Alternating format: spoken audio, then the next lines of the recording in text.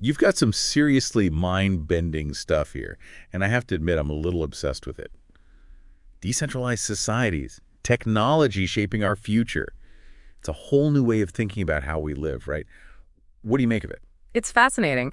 The author makes a compelling case that decentralization is not just some futuristic dream, but actually reflects a pattern in human history.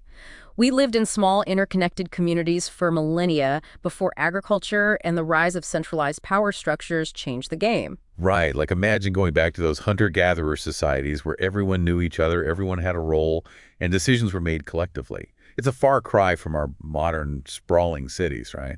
And that's where Dunbar's number comes, in the idea that we can only maintain around 150 meaningful relationships. It's hard to imagine knowing everyone in a society of millions like we have today. It's a powerful concept, and it highlights how agriculture really changed things. Around 10,000 years ago, we suddenly had the ability to produce surplus food, which led to larger, denser populations. You needed a system to manage that, which is where those centralized power structures really took root. That makes sense. A king, an emperor, a government, someone needed to keep the wheels turning in a society that wasn't just a small band of hunter-gatherers anymore. But the author argues that too much power can be dangerous. That's where things get tricky, right? Exactly. You see the potential for abuse of power in history, in monarchies, empires, even in some aspects of our world today. So the author presents this idea of a technology of trust that could be the key to a more decentralized future. Now, this is where it gets really interesting, right? How can technology actually change the power dynamics? What does this technology of trust actually mean? Think about the printing press.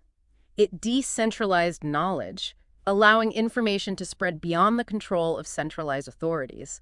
The author suggests that the internet, and specifically blockchain technology like Bitcoin, are this generation's printing press. So Bitcoin is more than just digital currency. It's about actually shifting power structures. In a way, yes. The author argues that blockchain technology creates systems where trust is built into the technology itself, not reliant on a central authority. It has implications for almost every aspect of our lives. Okay, let's unpack this. What does this mean for the future of society, according to the author? Well, they propose 4 pillars for a decentralized society. Let's dive into them. I'm all ears. What's the first pillar? Decentralized communications. The author argues that the internet and cryptography are key, working together to create a system where information is readily available, but privacy is protected. Think about it. No more censorship or surveillance. It's like having a free and open flow of information. That's huge. It makes me think about those sci-fi books where information is freely accessible to everyone. The author suggests that could become reality. Indeed. And that leads to the second pillar, decentralized law. The author proposes a world where we can choose the law that applies to us, the adjudicator who hears our cases, and even the enforcer of those decisions. It's about removing that single point of failure or control. So instead of one legal system for everyone, we could choose the one that best fits our needs.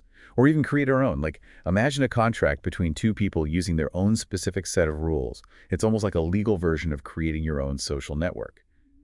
The author also mentions startup cities experimenting with these concepts. Is that really happening? It is, and it shows the real-world applications of these ideas. Then we have decentralized production.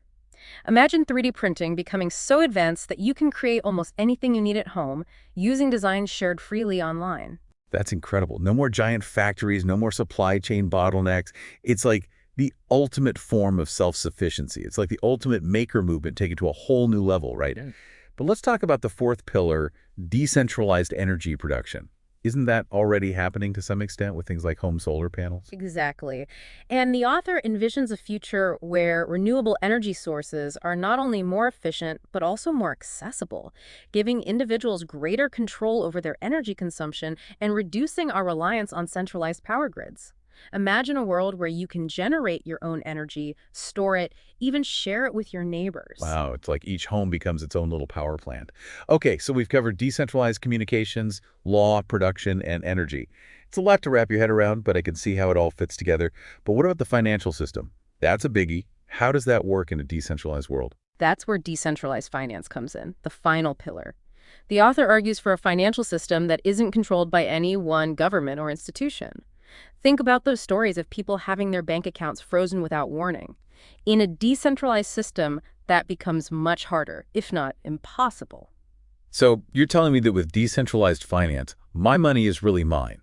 No more worrying about banks failing or governments seizing assets. That sounds incredibly empowering, but is it realistic? Well, the technology behind cryptocurrencies like Bitcoin offers a glimpse into that potential future. It's like having your own personal bank, only it's powered by technology, not a building on the corner.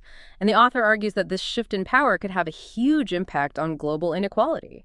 Imagine a world where someone in a remote village with a smartphone has the same access to financial tools as someone in a major city. The playing field becomes a lot more level. That's a powerful vision of the future, one where power is distributed more evenly and individuals have more control over their own lives. It's a lot to take in.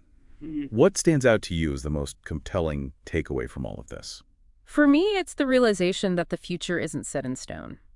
Technology is evolving rapidly, and the choices we make today will shape the world of tomorrow.